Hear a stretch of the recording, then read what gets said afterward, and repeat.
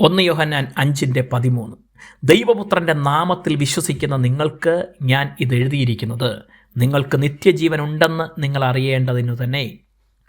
ആദ്യ നൂറ്റാണ്ടിൽ ക്രിസ്തീയ വിശ്വാസം ജനങ്ങളിൽ പടർന്നു വ്യാപിച്ചത് തികച്ചും അത്ഭുതമുളവാക്കുന്ന സാക്ഷ്യമാണ്.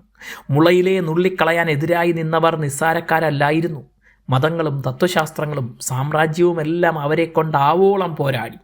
എന്നാൽ വെറും ചെറിയൊരു പട്ടണമായ യെരുശലേമിൽ നിന്ന് ക്രിസ്ത്യാനിത്വം ലോകത്തിൻ്റെ എല്ലാ വൻകരകളിലേക്കും പടരുകയാണുണ്ടായത്.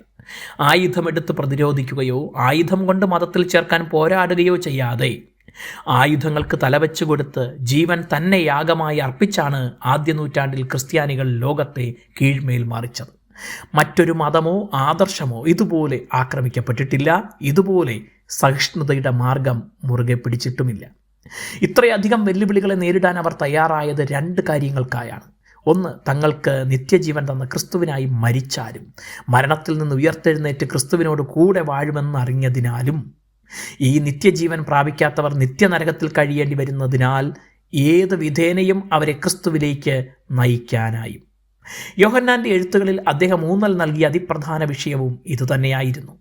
നമ്മുടെ കഴിവും അറിവും ആയുസ്സും ക്രിസ്തുവിനായി ജീവിച്ച് നിത്യജീവൻ പ്രാപിക്കുക എന്ന ലക്ഷ്യത്തോടൊപ്പം ക്രിസ്തുവിനെ അറിയാത്തവരെ അറിയിക്കാനായി ഉപയോഗിക്കുന്നത് കൂടെയാവണം. കാലം മുന്നോട്ട് പോകുമ്പോൾ ലോകത്തിലെ ശാസ്ത്ര സാങ്കേതിക വിദ്യകൾ മാറിക്കൊണ്ടിരിക്കുന്നതിനാൽ പഴയ രീതികളും സംവിധാനങ്ങളും വേണ്ട വിധം ഇതിനായി ഉപയോഗിക്കാൻ കഴിയുന്നില്ലെങ്കിൽ ആധുനിക സംവിധാനങ്ങൾ പരമാവധി പ്രയോജനപ്പെടുത്താൻ നാം തുനിയണം. അത് അറിയാവുന്നവരെ സുവിശേഷീകരണ ദൗത്യത്തിനായി പ്രോത്സാഹിപ്പിക്കുകയും പ്രയോജനപ്പെടുത്തുകയും വേണം.